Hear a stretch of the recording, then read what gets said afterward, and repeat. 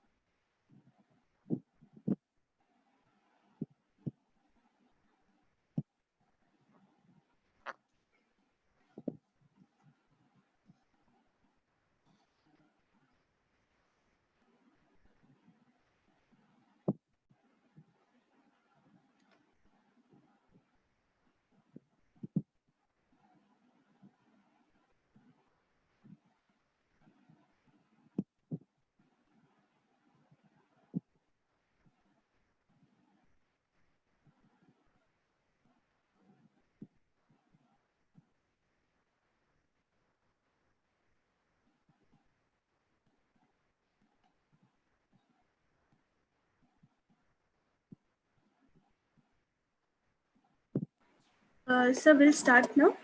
Yes, please. Good evening, everyone. Jobs basically play a key factor for all of us once we pass out from college. And to bridge the gaps that we all face during interviews, we have among us Mr. Abhinav Gogoi, who, from his busy schedule, will be providing us some of his time in imparting knowledge on how to be ready for the upcoming jobs ahead. Mr. Abhinav is the Vice President of Eastern India of Inspirus Education. He was the former head of consulting and development and teacher of environmental studies at the Assam Valley School, India. Interdisciplinary intellectualism and education without prejudice are the values that Mr. Abhinav strictly adheres to. He has been an alumnus of Jacobs University, Germany, University of Bremen, and University of California, Los Angeles. He brings with him a decade of expertise from Europe and across India to career guidance and test preparation.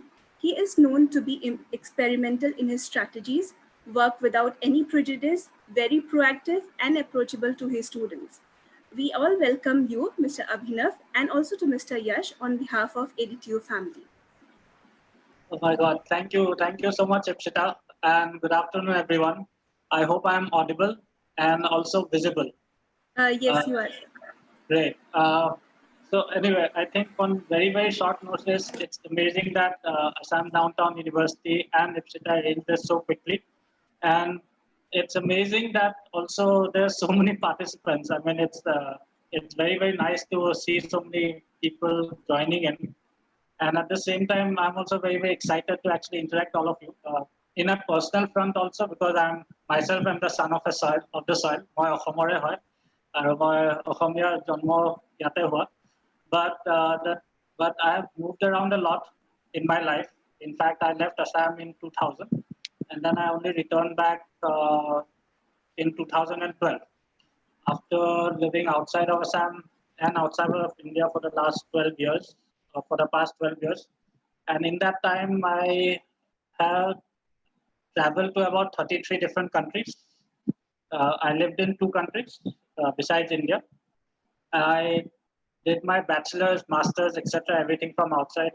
I went to an international school also. And I did a lot of research on climate sciences, marine sciences, oceanography, etc., for which I also got the lovely opportunity of actually going to Antarctica and the Arctic Circle. So, and I think this is many firsts that I've tried to achieve in my life. And the reason why I'm telling you all of these things is that I don't think it is a problem for anybody in the Northeast to, do these kind of things or achieve these kind of things. It is just the willpower. And exactly what I want to prove to you today by talking to you all is that with a little bit of planning, with a little bit of structure in your life, you can achieve anything that you actually want to dream about or that you dream about. Uh, at this point, I would also like to introduce Yash Kaparia, who is our corporate communications person. He's everything digital that happens with Inspirus Education. He'll be working with me today in terms of sharing the PowerPoint presentation that I have today. Also available in this long list of quickly increasing participants of 215 and jumping is also Reem Riaz. She is the counselor for the Northeast of India. And I'm presently working as the Vice President of Inspirus Education, looking at the outreach, the marketing, the sales, as well as the counseling for abroad and Indian applications. And this is something that I work with also in terms of skill development. This is what I've been doing. In fact, I have a long connection with downtown hospitals first and now downtown university, because I did share the same school with your person in charge who's actually opened the downtown university. His name is Jyotishman Datta. Most of you probably call him sir. And Jyotishman and I actually have been classmates at the Assam Valley School. We also spent some time together in Delhi. And after me leaving India, we only met after probably I coming back to Assam. And I think I have to thank him for also giving me this opportunity and actually scolding me in a way that, you've done so much and you're doing something in Guwahati also. why aren't you talking to the students of Downtown University? And I'm very happy to have gotten that scolding. And at that point, I quickly called Ipsita saying that, see, this is what your boss is telling me. Please arrange for something quickly. And Ipsita has been very, very kind. And I must thank her again that she's organized this very quickly and very promptly. So we will take this forward. And typically how it will happen is you don't have to see my face all the time. It is not a very pleasant thing to see throughout. But what I do have is a PowerPoint presentation, which Yash will share immediately.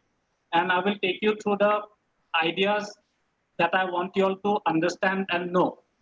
And today's session is primarily about skills development, while we have organized for another session next Thursday, which will be primarily based on your study abroad and higher education. So, and once again, I want to bring up the whole idea of questions. And I'm very happy that there's so many questions that have come in. And when we did a count, there were actually close to 600 questions that came in last week for me. Obviously, it is not possible for me to answer all of those 600 questions. So what I did was I took the main questions that came about related to upskilling yourself for the jobs in the future. And then I tried to create a generic presentation as to how you can go about with things. So we will do, after the PPT is done, presentation is done, we will keep a time slot where we can make it more interactive for you to ask questions. You can type in the questions while we answer your questions. And of course, we will do the same thing for the next week's webinar also. It will be mostly based on international education and universities, because there were a lot of questions on universities and higher abroad studies, and how to find the best universities, how to find the best scholarships in India and in abroad, how to upskill yourself to have the best CVs possible for universities, for good MBA programs, etc. So since that is a different vertical altogether, I will definitely talk about that in the next webinar rather. We're in a digital world now. So I think you'll keep hearing next from me, and I think that would be Yash clicking next. So thank you, Yash, for being the writing man for today. So this, as simple as that, the word itself says nothing is impossible, and we are here right now as Inspires Education to actually help you to step into your future. When I was actually working and trying out for abroad universities, trying out for an international school, none of this actually happened in school. None of this actually happened in universities. So I have to scheme my way around things in such a way that I have to be very, very proactive to find the right opportunities. And this is actually much easier in today's generation, your generation, because there are so many opportunities available. There are people, there are companies like ours who are actually coming forward to help students. So next, very briefly, I want to tell you about what we are and who we are as Inspires Education. Although we are known as international education specialists in terms of telling us that we are one of the best consultancies in the country of India by Knowledge Review, by Education World, by Education Reviews, etc. But we are also diversifying a lot of our sort of products and a lot of our skills of our teachers and our counselors to doing skill development workshops with universities such as yours. So that way we are working with multiple universities across the country. We are working with multiple schools across the country also. We usually send about thousands, well, we send about 600 odd students in a year, and we interact with about 1,000 students in a particular year. And now with the digital age, we've converted all our programs on the digital medium, whether it's testing for GMAT, GRE, TOEFL, IELTS, etc., or for counseling, or for financial aid, for admissions, etc., to an online mode. So you can be anywhere in the world and still be able to interact with us. Next. So choosing careers is very, very important, as I have said already. And we are going to discuss more and more about your choosing careers, about the universities. I can see a few questions that have come up for universities already. As I said earlier, or slightly earlier, we will definitely talk about your master's program, such as in nuclear medicine, such as in what can we do during our graduation time so that we can get more opportunities in the future, what you can do during your summer internships, programs, etc. But that is for a different session. While we today look at the overview of jobs that are available now, because that is the hour, that is the need of the hour right now. And we will also look at how you can upskill yourself, how you can create this niche, build your personality in order to become the best suited job employee or interviewee for your respective professions. Next. So, as I said, today's objective is to learn about the skills, about the careers that you want. And I'm sure all of you have some dream or the other. And I'm sure that the reason why you've entered Downtown University is also to create a plan for that particular dream. And you're doing it. But it is just one step. There are multiple other steps that you need to do. In fact, next please here. In fact, there is so many different things that you can do from now until you actually uh, get that wonderful job, you know. But before you do that, it is very, very important to remember, always ask yourself during this process of evaluating yourself for the right careers, evaluating yourself for the right jobs, etc., etc., what do you want to be remembered for? And this is something that I've always tried to answer for myself from a very young age to now, you know. And you all know what this picture is about? I think you all know this picture is actually taken from the moon, not from Earth. And this was actually the footmark or footprint of Neil Armstrong on the moon. And he is remembered now not just by the face, but actually of the very event that he participated in as to be the first person to step on the moon. Similarly, I've always wanted to travel all across the world. I've met many friends in my travels, in my studies, in my job area, who've traveled to all the countries in the world. You all know how many countries there are in the world? It's 195 countries. And if you consider Kosovo or Palestine to be countries also, then we have 197 existing countries that you can actually travel to. I've only traveled to 33. And if you count Antarctica and the Arctic, then it's 35.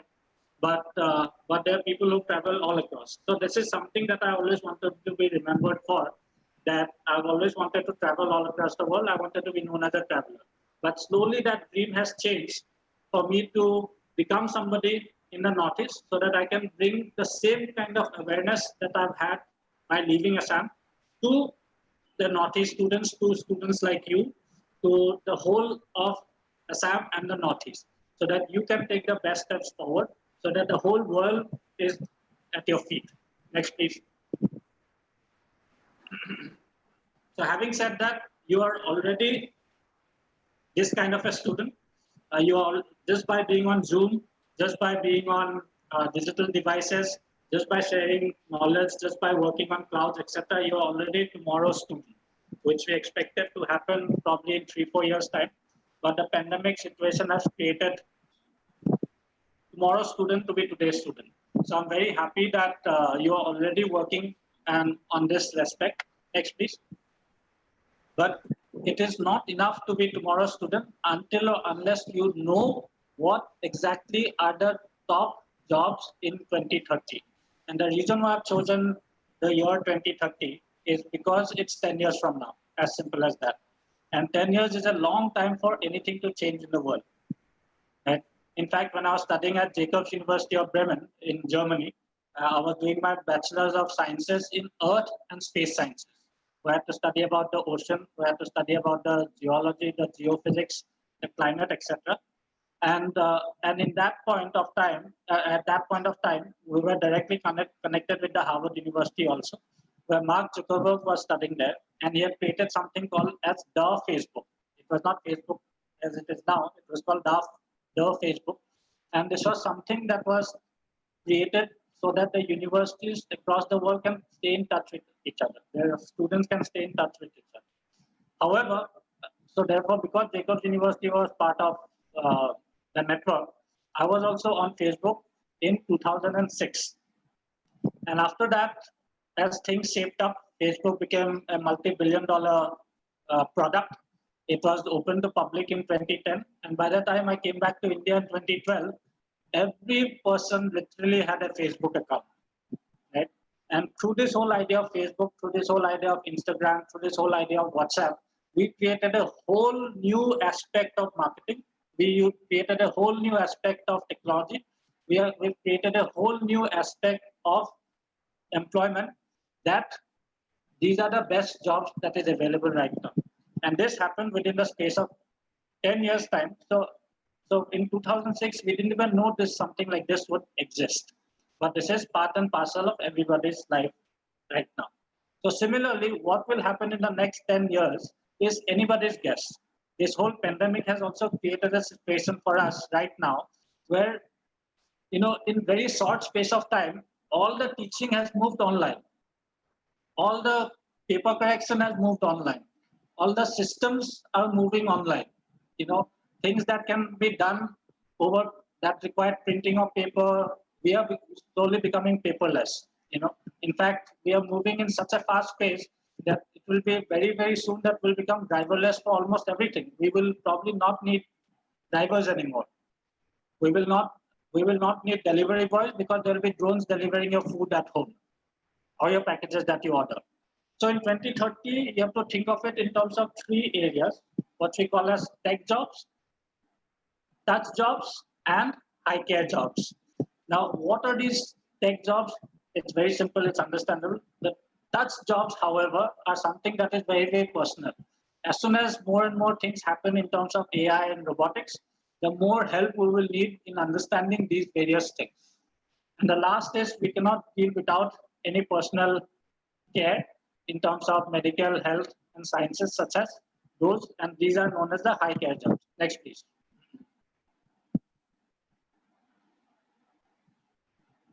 So, the World Economic Forum did a very important survey uh, as to what are the jobs that are coming up in 2022, which is exactly what you will probably do uh, or you aim to get in the next 2 or 3 years. And if you notice the type of jobs that are looking, that are emerging and what are declining, if you see the ones that are declining, it is all the clerical jobs. That means all the data entry jobs, all the bookkeeping jobs, all the accounting jobs, all the postal service jobs, the client information jobs. So what is increasing more and more is AI-oriented data analysis. So all the analytical jobs. So we need a lot of sales and marketing professionals with proper analytical power. We need big data people. We need people who analyze data.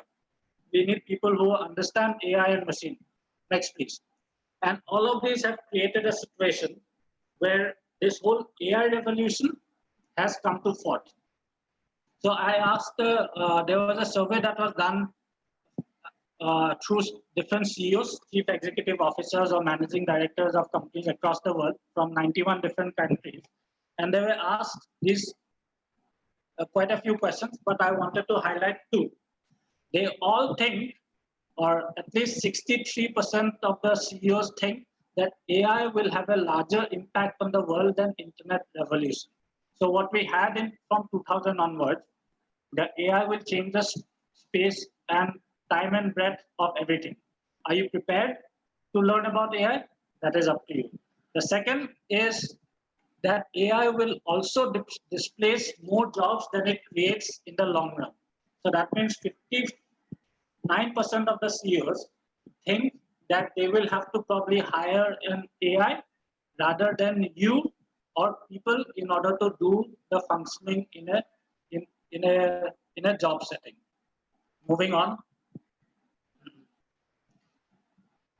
Saurabh Jaha, we are coming to the extracurricular activities. So when we are talking about robots, when we are talking about AI, you'll have to just understand the fact that AI, whether it's human robots, whether it's aerial underwater robots, remotely operated robots, in every which way, all of us will be governed by robots in one way or the other.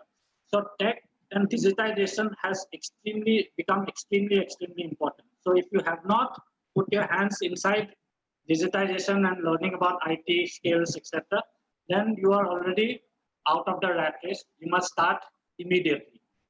Moving on.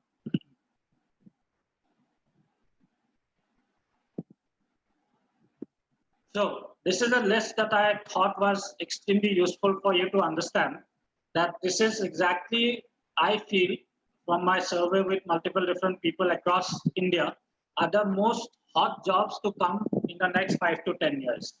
And if you see this list, it encompasses everything that you can actually think of.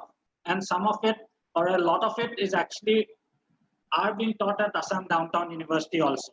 Whether it's food and agriculture, whether it's medicine, whether it's bioengineering, whether it's business, and so on, right? So this is very, very important that you understand what you are aiming at. And at the same time, you must also be very, very flexible in your head, in your mind, in your CV, that you adapt to the situation as and when, which basically means that by the time you are, sorry, so right now you must be about 20, 21. By the time you are 30, I'm sure that all of you must have changed at least 5 to 6 different jobs until you reach the time when you are actually happy with the job that you're taking up. I myself have taken up so many different jobs across my life. And I think finally, after landing at 6 or 7 different jobs, I have finally decided that this is my forte. This is what I'm worth. And this is exactly what I want to do, being in the Northeast, being in Assam, and helping the people of Northeast and the students of Assam in the Northeast. Right? So, moving on. So what are the skills again that is required in order to get these very jobs? And this exactly is what we'll be discussing more in slightly more detail. So mental elasticity and complex problem solving, critical thinking, creativity, people skills, STEAM. You have to be part of any of these 5 areas, which is science, tech, engineering, arts, and management. You have to know what is SMAC, social, mobile, analytics, and cloud, and you have to have interdisciplinary knowledge. What is interdisciplinary knowledge? Understanding how one thing links with another. It's as simple as that. We'll deep dive a little bit more into these future skills of an employee in this very session. Moving on. But there are certain trends. Moving on. In India, especially, if you look, we are a very, very young country. That means the amount of our average age in India is only 29. Okay, China is 37, US is 48, Japan almost reaching 60, right? And moving on again, in the next slide, you'll see a very, very damning statistic, which means that more than half of India's population is below 25 years of age, which is 10% of the world population, which basically means that 650 million youth are right now in India below the age of 25 years. And if we have to take the ages between 16 and 25, that's 300 million people. And 300 million people are your exact competitors for the jobs that you're looking for, my dear students at Assam Downtown University.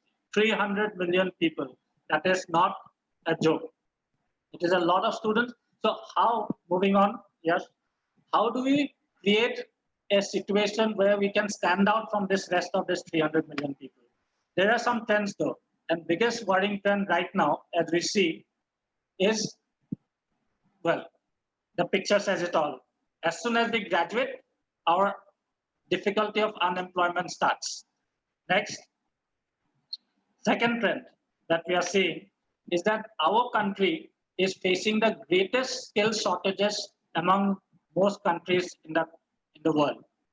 That means the students that we are looking and producing from various universities, they do not have the right skills to work in companies. I will give you the example of Inspirus Education itself. When I opened the office in Northeast, I interviewed for 3 positions. I interviewed nearly about 60 odd people. But among those 60 odd people, I could not find 3 people that I could hire. I had to redo another round of interviews to find people with the right skills. So what are we doing? Is something not right? Are we doing things differently? Can we blame it on our education system? Can we blame it on our parentage? Can we blame it on our culture? Can we blame it on us being not aware? we are still figuring out what the root cause of the problem is. Corruption maybe, who knows? But 64% skill shortage is not a joke. So that means there are jobs, but not enough skilled laborers in our country. Maybe they're all going abroad. Moving on. So if you look at this also, this is another damning statistic where they say that 30% of India's youth, that is you, 15 to 29 years, are neither in employment or in education and training. So that means what are these 30% of the youth doing? Maybe politics, who knows? Moving on. So let's dive now into what the workplace people are thinking. Okay, so here we have something that is very, very important now, which is basically the new age idea of a workplace. So 10 plus careers by 40, this is exactly what I said you will do. You need to build the networks and relationships. Everything has become trust-based. Everything has become people-centric, not the system-centric. Everything has become project-based work. And it's all about creating new markets rather than competing with somebody. So that means if any other organization that comes and competes with Inspires Education in Assam, instead of me trying to get their students and them trying to get my students, we would rather collaborate. And we are doing exactly that in the Northeast also. It is all about collaboration rather than competition. Okay. Moving on. The second most damning trend is the fact that all companies are looking for how to transform their workplace.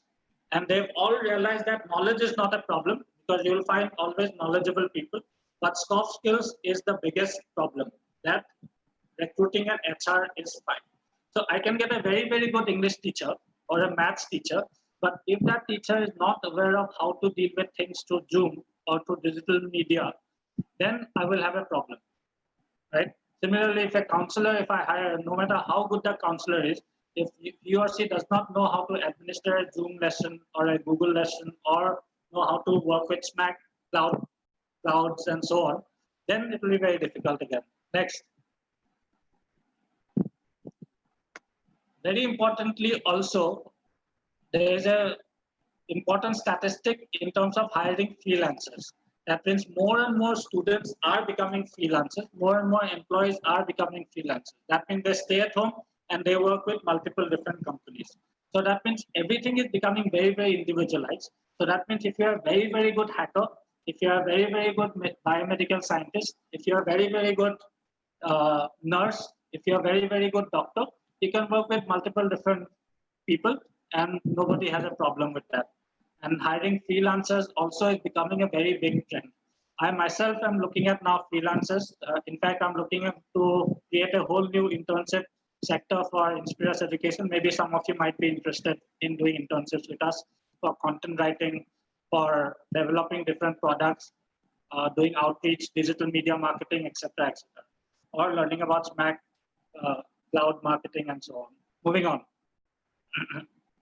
And last thing that I wanted to say in terms of trends are that if you look at the top industries where soft skills are common, and these are statistics from LinkedIn.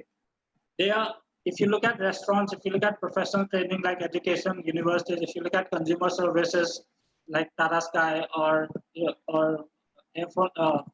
phone services, if you look at retail, sports, hospitality, human resources, facilities, civic and social organization, everything is common in terms of soft skills. And that is the reason why they are known as transferable skills also. So no matter what industry you're from, no matter what industry you're planning to work in, no matter what kind of student you are, you will always need lots and lots of soft skills. Moving on. So, in the true words of Bob Dylan, the very famous singer, Grammy Award winner, times they are changing and we must adopt and change with the time. And everyone's moving at very, very fast pace. And if you are not moving along with the space and time with the world, then please, I'm telling you now that you will really, really stay behind. So improve yourself, be proactive in improving yourself. So what are the skills then in 2020 and what were the skills that were looked at in 2015. If you look at complex problem solving is the most important skill that you want to gather in yourself. And the next is critical thinking. Similarly, emotional intelligence, creativity. Right? If you look at 2015, creativity has come at the end. So that means even in the simple fact of doing marketing, you need to be creative in order to get there. You know, how do I sell my product to those kind of people? What can I do on social media? What can I do in person so that I'll get the maximum attraction of people looking at my product or even buying my product? And at the end of the day, no matter what you do, it's all business. Even if you go into research, it's still business. So business is never going to leave you. If you think that the professors are only teaching, then you're wrong. Professors are also partly teaching, but most of the work they are doing research. And research is also business. Because in research, a lot of the money actually comes from multinational corporations that are actually looking at that university, looking at those professors to actually do research. So which means that along with the complex problem solving, along with critical thinking, creativity, etc., if you're not up to date with the general trends of the business world, then again, you'll be stuck. And this is exactly what I mean by interdisciplinary knowledge. Moving on. So which skills will be needed? Of course, as I pointed out, digital skills, advanced technological skills, technical skills, of course. But if you do not have good understanding, if you do not have good social and emotional skills, of course, then you are nowhere to be found in this rat race. So I want to basically take the next 5 or 10 minutes to basically discuss the different types of skills. And typically what happens with Inspirus Education when we do these sessions, we do it in workshop mode. And typically we go to the university, we go to the schools and talk to the students in person to develop their skills. So something like people skills, something like networking skills, how to write proper emails, how to talk, how to use your hand gestures, etc. cannot be taught through a single presentation. Naturally, I'm sure you've understood that. So today what I'll give you is a brief idea and few tips and tricks as to how to improve these 5 different skills that I think and Inspirus things that are very important in order to develop in your university stage to get the best job as soon as you get out of university. And in order to discuss and go in depth of more understanding how to develop these skills, of course, we have individualized programs that we can always work with you, which will require more time. And I understand that most of you have exams starting on August 3rd. And that's why we wanted to get away with all this basic generic sessions now, so that after your exams, we can go deep dive much more in depth so that we can spend more and more time with each other to learn these emotional, social skills, cognitive skills, digital skills, technical skills, etc. So as soon as you step out of Assam Downtown University, you will either go to one of the best universities in India or abroad, or you will try and accomplish that best job that is available for you based on your career, based on your emotional strength, based on your aptitude strength in Assam, in the Northeast, in India, or all across the world. Nothing is impossible. Moving on. So the five skills that we are definitely looking at as in terms of soft skills is language and communication skills. This is a lot of you have asked questions regarding that.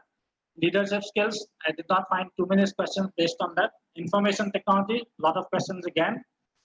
Research skills and creative and innovative skills. So how do I imbibe all of these skills inside me? How do I speak well? What kind of languages should I speak? What kind of emails should be written?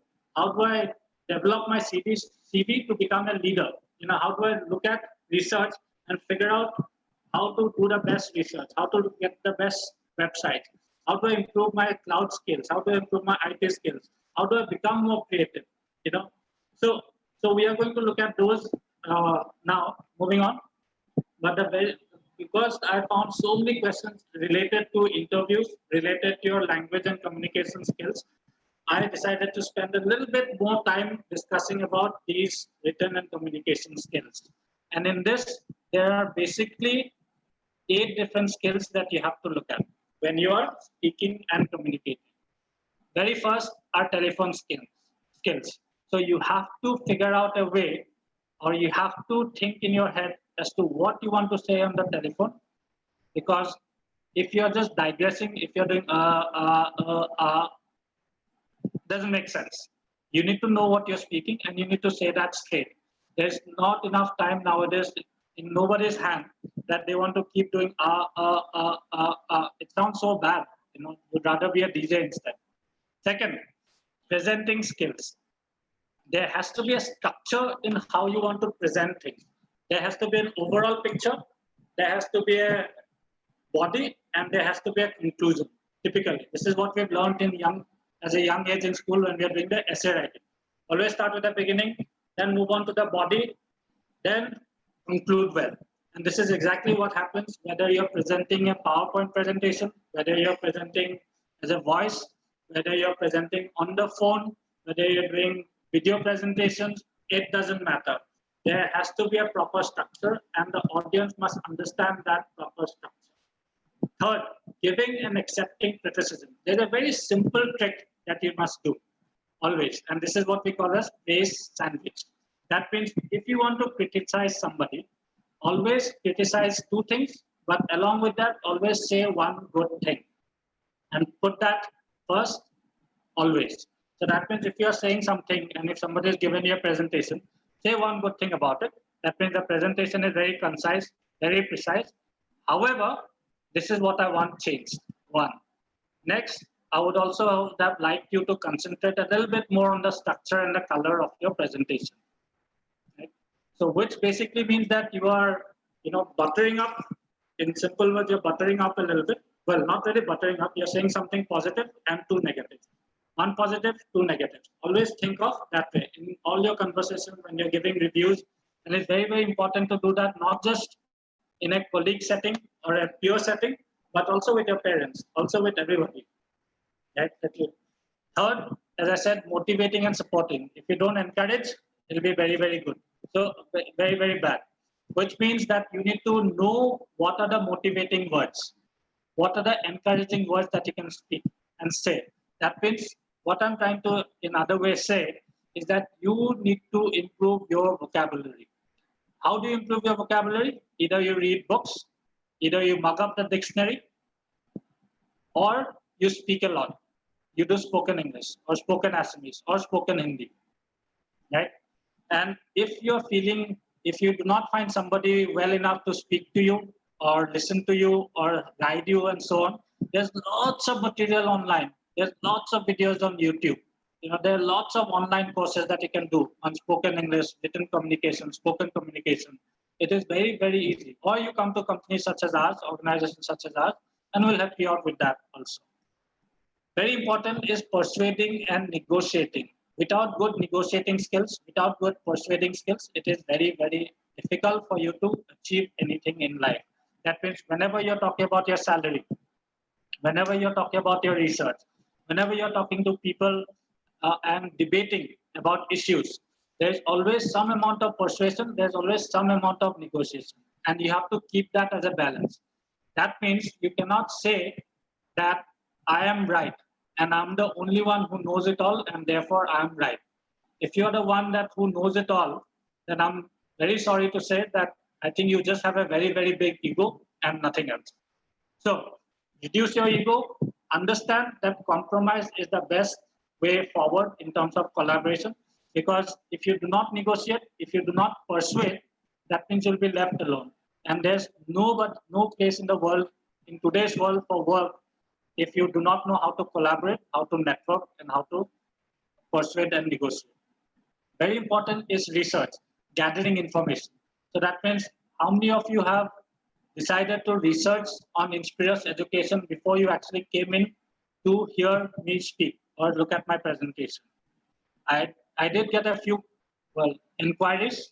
So I know that out of 192 students that have sent us the various questions, which amounts to 600, I know of at least 5 people who have, I'm not going to name names, but I know of at least 5 people who've actually inquired, decided to look through the website and see what we do. And that is gathering information. This is very, very important. And if you do not know what we do, then your questions also will not be correct. Right? So that means I can see some questions here right now based on, I'm sorry that I have to point this out, that we said that this whole webinar today was about job skills and job future. Yet I'm seeing so many questions based on MSc. So what are we doing? Are we at the right place in that case? You know, are we at the right mindset? Are we what? So you have to decide the time, place. Okay. So very important is also listening skills. And a lot of us in the world today, we always listen in order to reply. We never listen to actually understand what the other person is saying, take a moment to think what the other person is saying, and then reply back to that person. Even if the other person is completed half, we just decide to answer that particular question. Right? So give it some time. Think, speak slow. And the lastly, the very, very important thing that defines everything is your body language. How you use your hands. Are you smiling? What are your gestures like? Do you have an open posture, or you're sitting there like that's grumpy? You know, nobody likes this kind of grumpiness. Do you have eye contact? So all of these things also matter quite a lot when you're doing the job interviews, when you're actually meeting people, to make a very, very good impression, especially first impressions on people. In fact, today I took some extra effort to wear a tie, wear a shirt, wear a full, formal trousers, etc., even socks for that matter. Why? you know, because I was giving an impression, and I always wanted to give an impression of professionalism. And in workplace, the most important thing that you can do is professionalism. No doubt I'm at home. I could have worn a short pair of shorts, or I could have just worn a t-shirt also, a polo t-shirt or a round neck. But what will make me look like a better professional? What will make me look like that I put in effort for the time you as students are giving us or giving me today to be here? I must know how to respect that. And I'm trying to show you respect through the effort that I'm trying to put in by creating this PowerPoint presentation, by trying to speak very, very well and very, very clearly, by connecting with Assam Downtown University, connecting with Ipsita, asking you for the various questions and the queries that you might have, trying to dress up in a way that you might think that I'm professional, whether you know it or like it or not. So all of these small things matter a lot when you're actually presenting and doing things.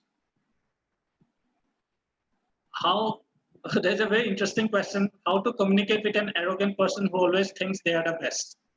Well, of course, you have to empathize slightly more with an arrogant person, because he or she always feels that he or she knows what is best for everyone.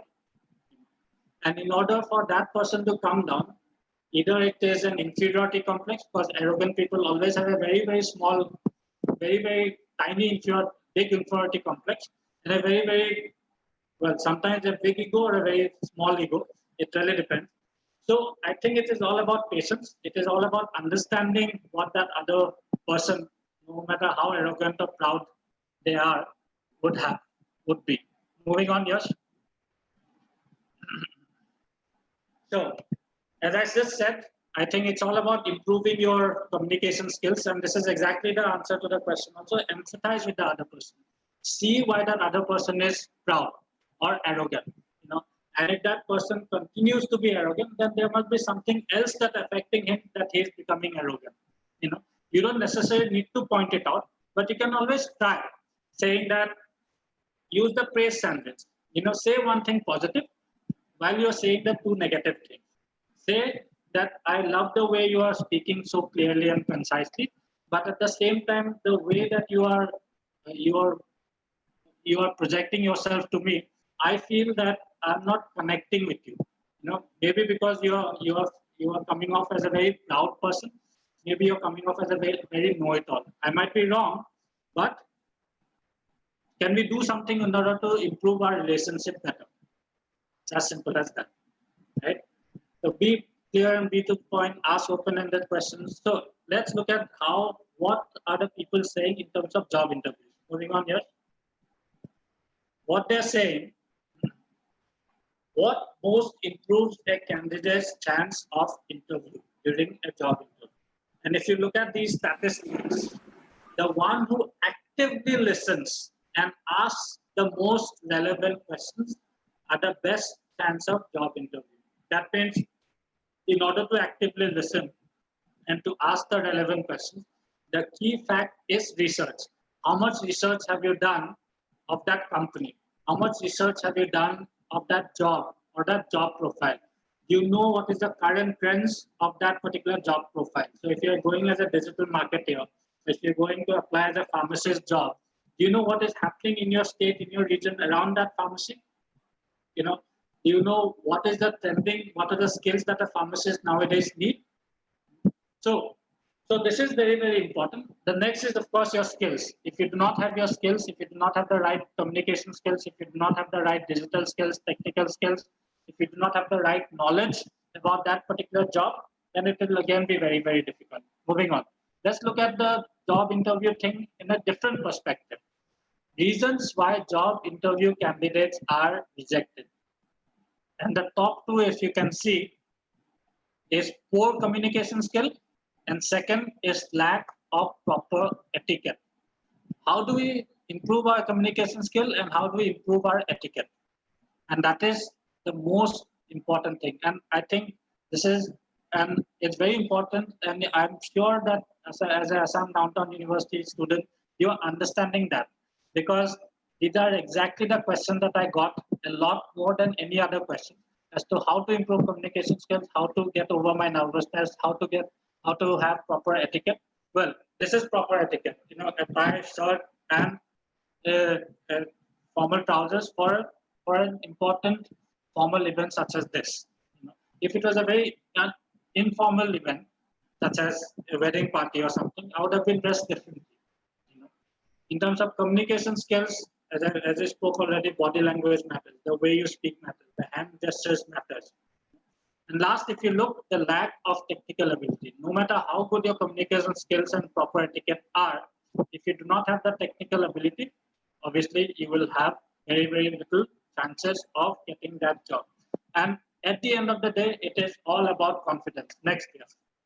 And this is exactly how you want to show yourself, to be confident. And in order to be confident, you need to have had enough research about that company, about that job, about the profile, about the trends, about general awareness, about current affairs, etc., etc. And even the smallest of things matter. How do you psych yourself up before an interview? You know, like before I speak at anything, I always look in front of a mirror and say that I'll be fine, I'll be fine, I'll be fine. You know, for some people to psych themselves up, they need to listen to heavy metal music.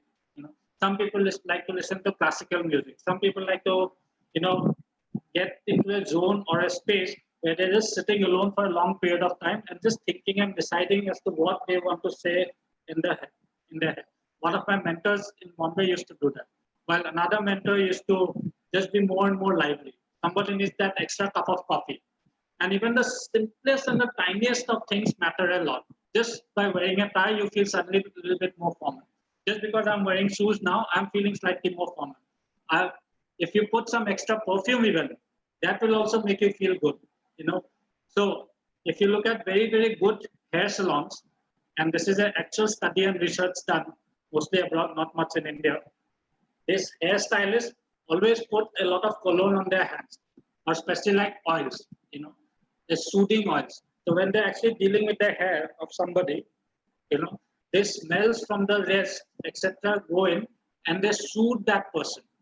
And as soon as you feel soothed, as soon as you feel calm, then the chances of you returning back to that salon is that much higher.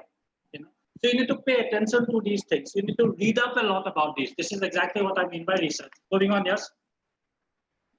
And I'm overshooting my time also. So interview tips, very simple. To summarize, be very, very well dressed. You will never get a second chance to make the first impression. It's very, very important. It's very important to hold eye contact. Your body language should be very, very good. You have to know how to market yourself. This is very important. And this is exactly where your CV writing skills come up. But if you have not done anything in life, that means your CV will be blank, right? Do I need to, you can even nowadays create your CV on YouTube, for example. You can create websites about yourself. You know, you can create Instagram profiles. So many different ways to market yourself. You need to figure all of those things out. And very importantly, you need to have the organization knowledge. You know, you need to know who's the boss, what is in the hierarchy, who's one after the other. You check earlier and do a little bit of research as to, do you know anybody in that organization? As anybody among your relatives, among your friends, etc., has worked there. Maybe you have an alumni who's worked there before. Right? So connect with those people and learn more and more. And when you do all of these different things, no, your confidence will automatically increase. It will automatically emanate out of you. And as soon as somebody walks in, as soon as a confident person walks into a room, we are immediately attracted to that person, not because of what perfume they're wearing, not because of how well dressed they are, not because of how smart they could be or how expensive the clothes are. It is just in the way you walk. And the only way you walk does always come from you being confident. So, and in order to get those confidence, you need that dress.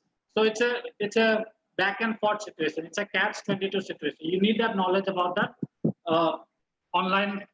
You need that knowledge about that organization. You need to know how to market yourself. I hope you're carrying a CV with a nice folder. It's not printed and there's some coffee stains on it. All these nitty-gritties matter a lot. If you had sent an online CV in your email, did you write that email well? Is your CV structured properly? So that it's easy for the person to read that CV. Moving on. The second very important thing that I want to talk about is leadership management. Next. Now, in terms of becoming a leader, it is very, very difficult because it is more often than not circumstantial in nature. Next, please. The whole idea of why it is so circumstantial in nature is because leaders are not necessarily born, but they are made always out of circumstances. That means the person who has the most capability to shine in a very, very difficult situation will always come out as the leader of that particular pack. Right? This is exactly how wolves work. Have you seen videos of wolves? The leader of the pack of the wolf is always at the end, never at the front. Right? And usually you have your second in commands right at the beginning of the pack so that they can lead the way. But your leader is at the very end so that he or she manages everything. Right? In order to understand a little bit more, how can we develop our leadership skills? The only way is through practice. But what can you do in order to practice your leadership skills? Moving on. The things that you can do is creating events and doing things in a way that every other leader in the world would do. So you need to find inspiration in these leaders. Can we do things what Elon Musk is doing? Can we do things what Narendra Modi is doing, for that example, or what Mr. Trump is doing, etc., etc. Obviously, I'm not saying that look at Mr. Modi and look at Mr. Trump. Find even more inspirational leaders than political figures or from the entertainment industry, but figure out how people have moved from one place to the other.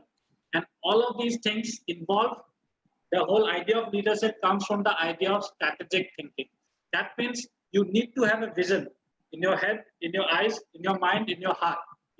What kind of a vision do you have for yourself? Have you pictured yourself what you're wearing 10 years down the line when you're working? Are you wearing a suit? Are you wearing a kurta pajama? Are you wearing a lungi dhoti? Are you wearing a official costume of some other country, of a professional, of a diplomat? Have you pictured yourself that way? As for women, are you wearing a sari? Are you wearing skirts? Are you? It really depends. Are you wearing formal wear? Are you working from home and therefore you're wearing informal wear? Even those kind of planning visions really work. And the overall vision, what do you want to do? How do you want to be remembered for? That is the biggest question all leaders ask themselves constantly. So in order to become a good leader, you have to constantly ask yourself, how do you want to be remembered for?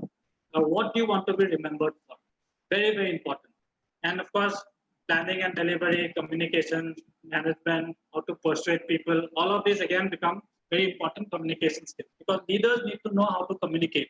They need to help people. They need to strategize with people. They need to engage people, and moving on with all of those things will create that leadership path. And the only way to practice this, as I said before, again, is events. Moving on, yes. As soon as you organize some event or the other, you'll imbibe yourself some leadership quality or the other. So create events, even if it's among informal events among friends, you create it. You be the leader. Arrange for it. If it's downtown university events, try and participate in all of them. Try and be the leadership position in that. Create those, ripple effects.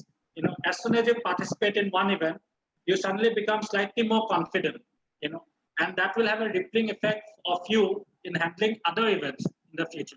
You can have multiple digital events that are going on. You can go out to Guwahati, and so many events are taking place nowadays. Go and participate in them. Don't get stuck inside, where in a very comfortable situation where you're at home, where you're only stuck in your books, where you're just going from home to university, university to home, only doing your classes. No, this is part and parcel, yes, but at the same time, you need to do things which are constructive in nature. This is exactly through practice and through circumstances that you build leadership skills. If you go and work in an NGO, for example, so all of those will help a lot. The third thing that I want to talk about is research skills. And there's nothing good in the world other than research in order to build that confidence. I've said that. Moving on. And research skills happen in a way that it brings out positive results at all periods of time. The more research you do, the more time you spend on learning new things, the more positivity you'll find coming out from that job, coming out from that university course, coming out from that performance, coming out, looking at all the KPIs, key performance indexes, and so on. Right? So, and how to go about it? There are 5 different ways that has worked with me. Number 1, yes.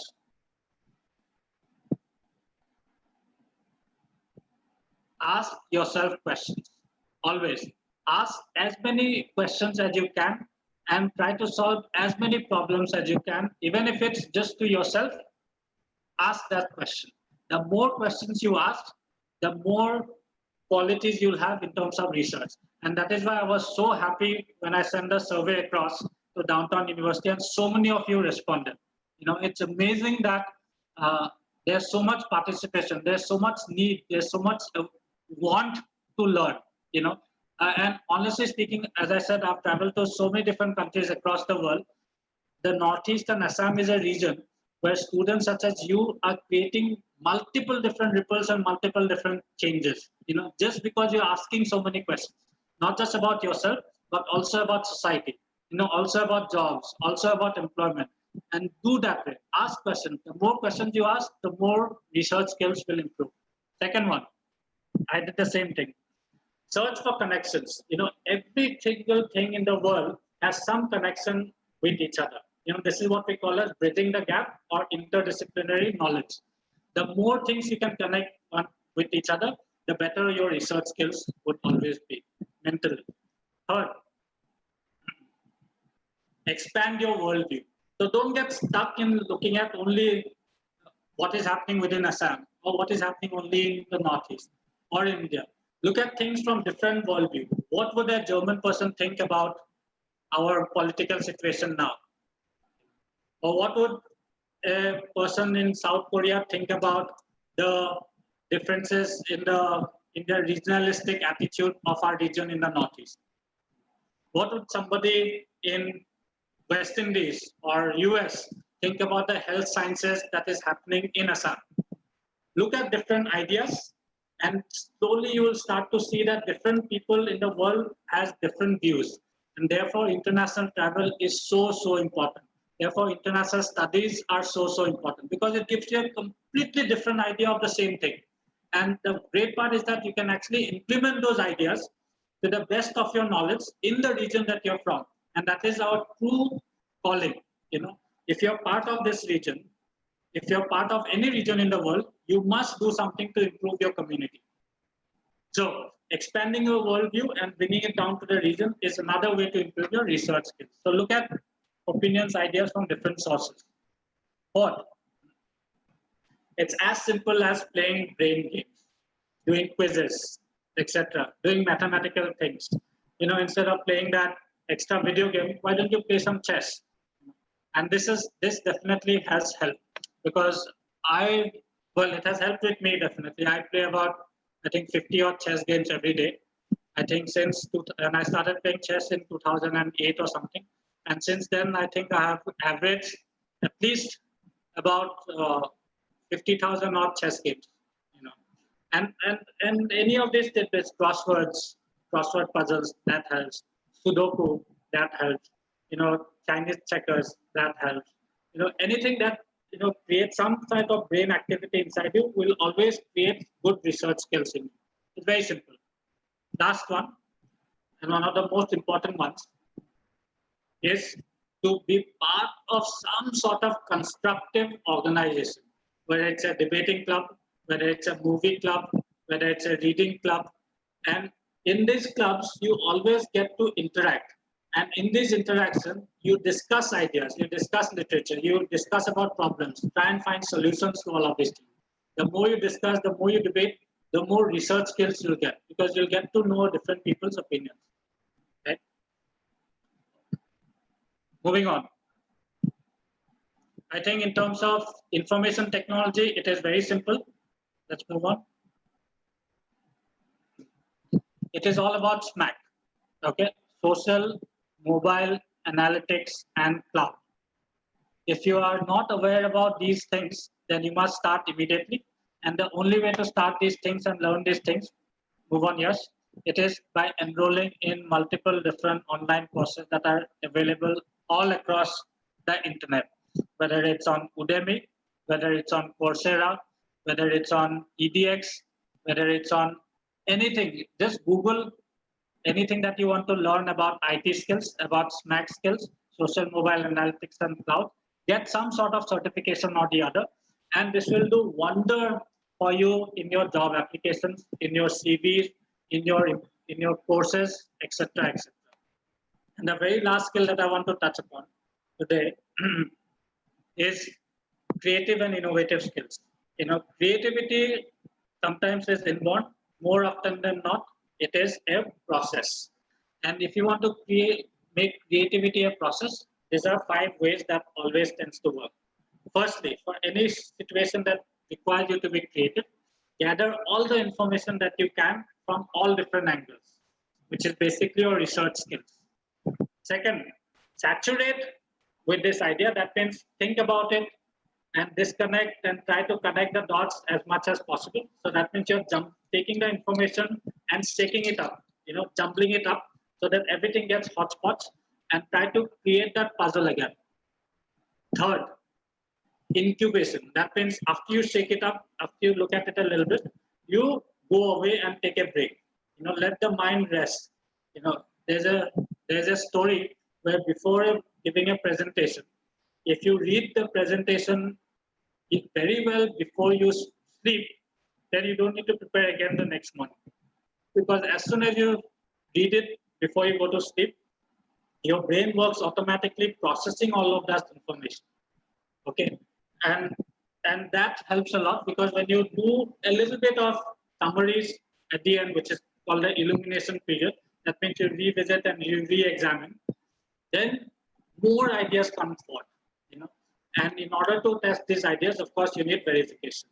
That means discuss it with your family, discuss it with your peers, discuss it with your professors, discuss it with your alumni, discuss it with your employers, and all of these will create more and more creative situations. Right? Moving on, yes. So, in order to sort of summarize, there is a very systematic process of career planning. There's always a very important system in order to get the right job, in order to get into the right universities, in order to get the right career in your life. You have to look at it in 4 steps. The very most important step, which I'm sure hopefully you've already sort of passed through, is creating an interest, or knowing what your interests are, knowing what your values are, knowing what your abilities are, what your strengths and weaknesses are, and knowing what successful character traits that you have, whether it's patience, whether it's responsibility, whether it's forward thinking, and improving upon the ones that are slightly weak. Of course, you have to research, you have to link therefore then your interest with your career goals. So if somebody is interested in pharmacy and becoming a pharmacist, you know who the best pharmacist in the world, which is the best pharmaceutical company in the world. If we aim to work there, what are the employees there have in common? Do that research. Talk to somebody there. Go through their websites. Figure it out. At the same time, go to different universities across the world who are teaching pharmacy also, and see and compare what are you learning now and what you can learn from them. And all of these will help you develop something called as career portfolio or a CV, which is what we call as profile building. And when you present this humongous holistic sort of a profile, hardly anybody in the world will say no to your job application. And that is exactly what I've learned. It's not like I have not failed in my job interviews, etc. But more often than not, as much as I've tried, I've always followed this. And that way I've had major successes in everything that I've tried. Moving on, yes. So what I want to basically tell you is that why we are doing this is because we are Inspires Education. Just to reiterate, we work with students because we see the need of skill development. We see the need of creating better awareness in the region. We see the need of helping students to achieve their goals and their dreams. And in order to do that, we've developed lots of faculty, whether they are trainers in English, whether they're trainers in maths, whether they're trainers in skill development, or we look at individual attention for students. So say, we look at counseling, very, very important in terms of hiring counselors, that they are trained, they are masters in their field. We look at experience. I think we, as counselors itself, if you look at, there's a collective experience of 30 plus years in the team, And of course, as I said, our team is very extensively well-traveled across the world. So we want to basically bring exactly what I've said. And in my vision also, I want to bring the whole globe into this region. And if you know exactly what is available in the globe, you will get the best chance of success also in your life. Right? Yes. And I think at this point, I want to thank Assam Downtown University once again and the students there that so patiently has listened out of choice, by default, if not out of choice, because you've all been muted.